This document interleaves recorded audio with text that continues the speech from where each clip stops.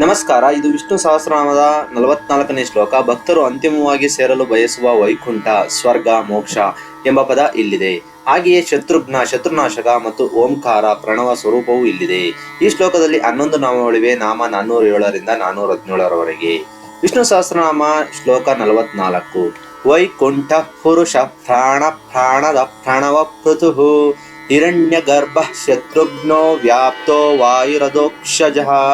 ಪದಗಳ ಅರ್ಥ: ವೈಕುಂಠ, ಕುಂಠ, ಕುಂಠಿತ ಇಲ್ಲದವನು, ಇವನ ಗತಿಗೆ ಯಾರೂ ತಡೆಯೊಡ್ಡಲು ಸಾಧ್ಯವಿಲ್ಲ. ಪಂಚಭೂತಗಳನ್ನು ಒಗ್ಗೂಡಿಸಿ ಸೃಷ್ಟಿ ಮಾಡುವವನು. ಪುರುಷಃ, ಪುರ ಶಯನ, ಶರೀರವೆಂಬ ಪಟ್ಟಣದಲ್ಲಿ ಮಲಗಿರುವವನು, ವಾಸಿಸುವವನು, ಪಾಪಗಳನ್ನು ಸುಡುವವನು. ಪ್ರಾಣಃ, ಜೀವಿಗಳ ಉಸಿರು.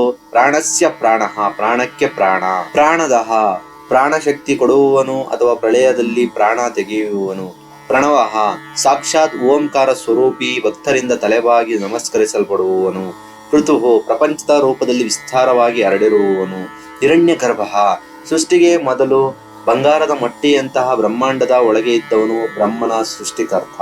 ಶತ್ರುಘ್ನಃ, ಶತ್ರು, ವಿರೋಧಿಗಳು, ಜ್ಞ, ಕೊಲ್ಲುವವನು. ರಾಮಾಯಣದಲ್ಲಿ ಶತ್ರುಘ್ನನ ರೂಪ ಮುಖ್ಯವಾಗಿ ನಮ್ಮ ಒಳಗಿನ ಶತ್ರುಗಳಾದ ಕಾಮ ಕ್ರೋಧಗಳನ್ನು ನಾಶ ಮಾಡುವವನು. ವ್ಯಾಪ್ತಃ, ಪ್ರೀತಿಯಿಂದ ಎಲ್ಲೆಡೆ ವ್ಯಾಪಿಸಿರುವವನು. ವಾಯು, ಗಾಳಿಯಂತೆ ಸಂಚರಿಸುವವನು ಅಥವಾ ಸುಗಂಧವನ್ನು ಹೊತ್ತು ತರುವವನು.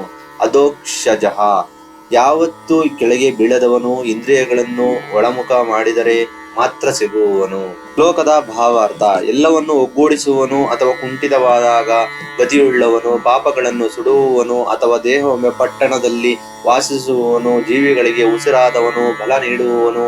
ಓಂಕಾರ ಸ್ವರೂಪನು, ವಿಶ್ವರೂಪದಲ್ಲಿ ವಿಸ್ತಾರವಾಗಿರುವವನು.